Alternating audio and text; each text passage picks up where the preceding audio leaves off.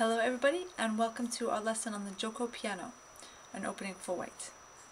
So it's going to start out with the move e4, e5, knight f3, knight c6. If black plays something other than knight c6, like if black plays knight f6 here, then you're not in the Giuoco piano, you're in a different opening called the Petrov. So knight c6, bishop c4. And most of the time people here will either play knight f6 or will play bishop c5. If they play knight f6, you're going to play d3. If they play bishop c5, you're going to play c3. And these are kind of automatic responses. So if they play one move then the other, you're going to play your two moves in order. For example, if they play knight f6, you play d3. Then if they play bishop c5, you play c3. And if they play bishop c5, you play c3. If they then play knight f6, you play d3. So you always respond to knight f6 with d3 and bishop c5 with c3. Sometimes they'll play bishop e7 instead, and you can treat that just like bishop c5 and play c3. Okay. Most of the time here they'll castle. And we're going to play a really important move. We're going to play bishop to b3. And we're going to see exactly why we play this move later, when we look at black playing d5. But our basic idea is that if black later plays a pawn to d5, we don't want it to be attacking our bishop. Black usually plays d6 here, and we castle. And now black's most of the time going to develop this last piece, his light squared bishop. And he can either put it on g4 or on e6. If he puts it on e6, we have a trick. We're going to move the bishop back to c2. Then black moves. And then we're going to play d4. They're attacking us 1, 2, 3 times. We're defending ourselves 1, 2, 3 times. If they take us, we take back with a pawn. And when they move their bishop that's attacked, we play d5, forking their knight and their bishop and winning a piece. Now, we can't just play d4 right away because they take us on b3, hitting our queen. And when we take back, they can just move their bishop because we're not forking anything on d5. So it's important that first we play this good move, bishop c2. Okay, they might also put their bishop on g4. We're going to play h3. If they go back to e6, we go back to c2, and again we want to play for d4, d5. If they take us on f3, of course we take with a queen.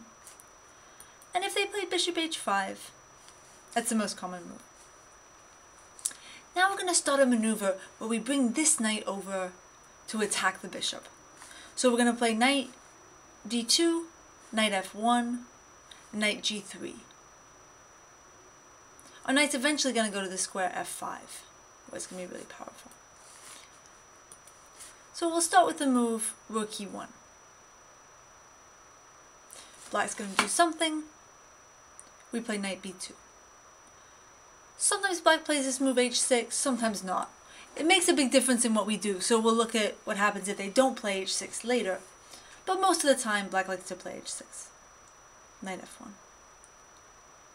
Maybe rook e8, and we play knight g3. Now sometimes, not always, but sometimes, we're threatening to take this bishop and take this pawn. The reason is that then our queen will be able to take on h5. Now, some of the time that doesn't really do very much because they can just take back, and when we take, they can take on d3. Depending on where their queen and their rook are, sometimes we can then take on f7 or we have some kind of good move. Here I think it's not so good for white. But look at that tactic because sometimes it's there. Okay, most of the time though, they move their bishop back to g6. And we're going to play here knight h4. We're threatening with knight h4 to capture their bishop, and that's a free piece because the pawn on f7 is pinned by the bishop and can't recapture. So they have to move their bishop back to h7. And now we play this good move queen f3. So queen f3 tries to take advantage of the fact that the black pawn on g7 is overloaded. It's defending both the knight and the pawn on h6. So white is threatening here, black doesn't do anything, to play bishop takes h6, pawn takes, and queen takes f6. So let's say black plays queen e7, defending the knight. Now we're going to put the knight on g3 to f5. If black takes it, we take it back with the knight. If black doesn't, that's fine. And then when the queen moves, we're going to play queen g3. We're threatening here, queen takes g7. If they play g6, we can just take it because the pawn on f7 is pinned. If they play knight h5, we can play this good move, queen g4. Now they can't go back to f6 because we'll take on g7. And if they try to defend their knight with g6, we have this great discovered check, knight takes h6, check, and queen takes queen. Okay, so this is sort of the attacking ideas of the Giuoco piano. Bringing the knight to f5 and bringing the queen to g3 and using this bishop to attack as well. Sometimes you might find that your attack doesn't work or your attack runs out or something like that. And then a second plan, if you need one, is to play for d4. And sometimes you can play it right away. There's 1, 2, 3 attackers, so often you'll need to defend it a couple more times. I saw a Kasparov game once where white played bishop d2. Oh, whoops. Sorry. And then rook a d1, and then bishop c1, just to get ready to play d4.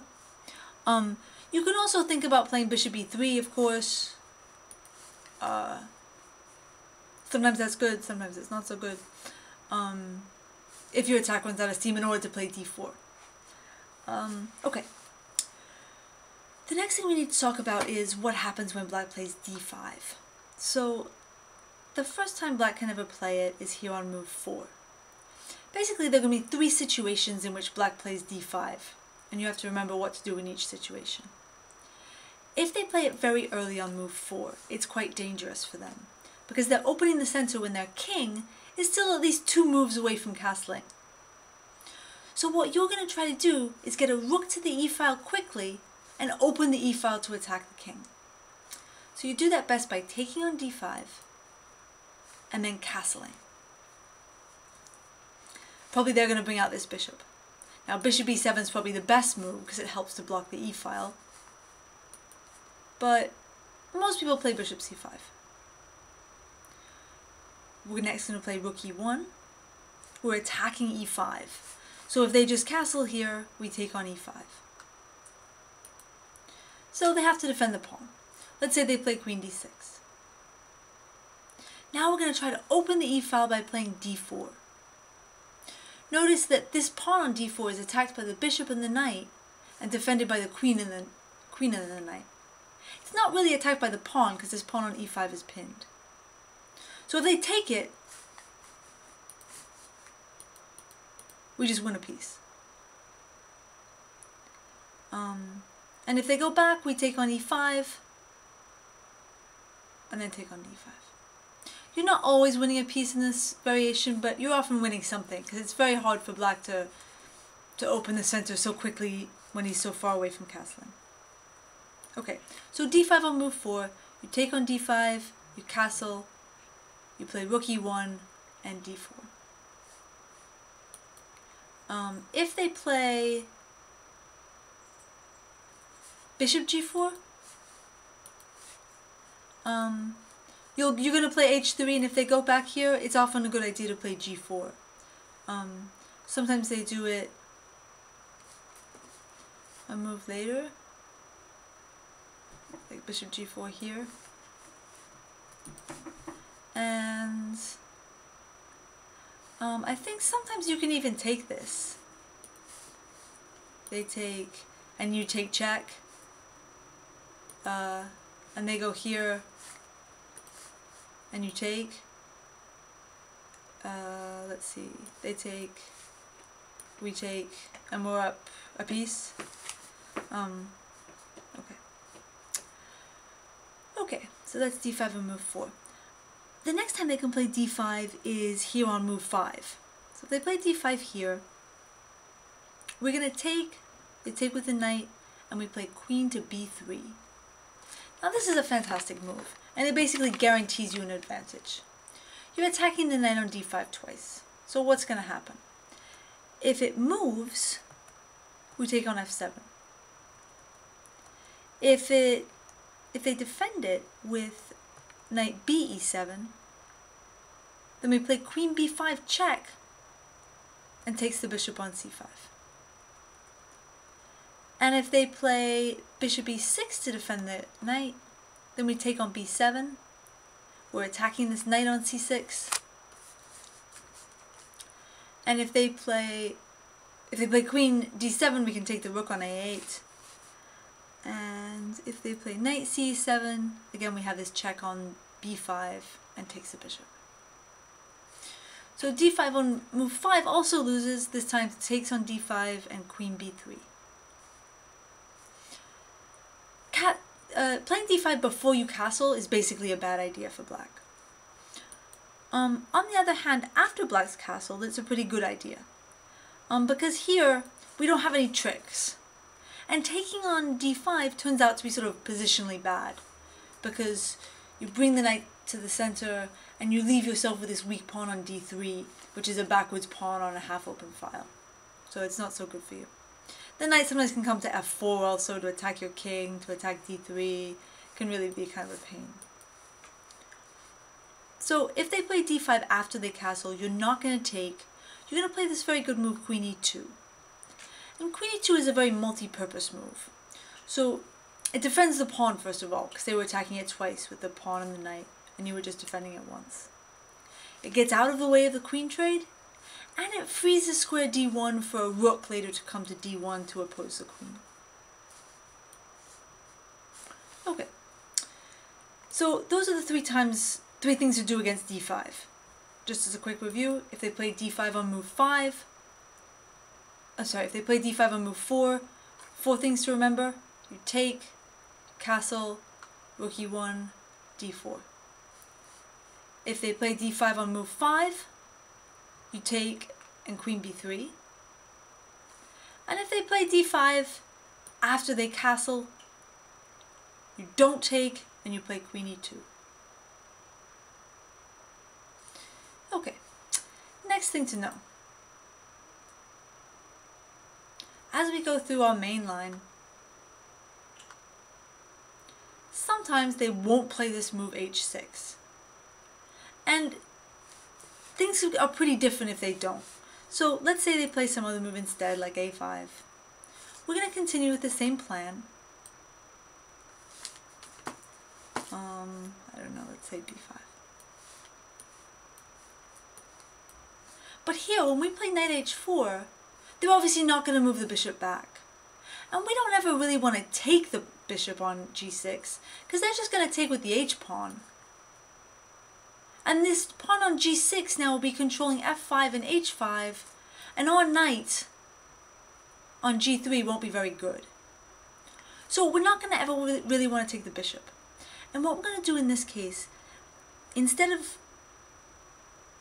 moving the, let's say they go here.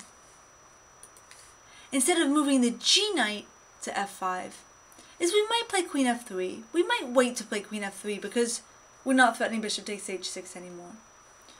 But we're going to play knight h to f5. And the reason for this is it's going to allow us later, I don't know where they go, let's say here, to play h4, I'm just moving back and forth, and then h5 to force the bishop to take, so we get a knight to f5. Now, I was making a lot of moves over here. It might be that if you feel like they're going to play a4 at some moment, and you want to keep your bishop on this diagonal, you can always think about dealing with this kind of stuff by playing either a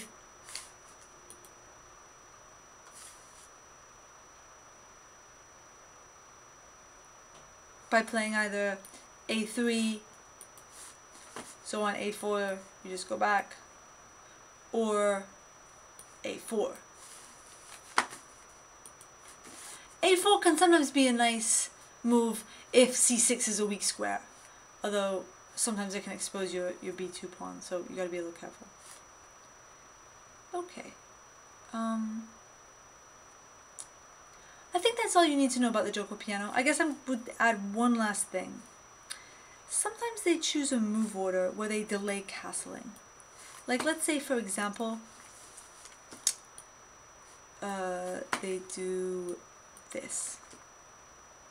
If they play bishop g4 before they castle, don't play h3 yet. And the reason is that what they sometimes will do is, if you play h3, they'll go back, and then they won't later castle. I'm sorry, what I meant is, let me make one more move. Bishop b3, a6, castles, bishop g4. It's much more dangerous after white's castled, I apologize. So the idea is, if you play h3 here, when you've castled and they've played bishop g4, and they haven't castled, most important that they haven't castled, they'll go back, and then, you know, you'll play rook e1, and they won't castle kingside. They'll play queen d7, they'll castle kingside, and then they'll start attacking you by playing moves like rook g8 and g5.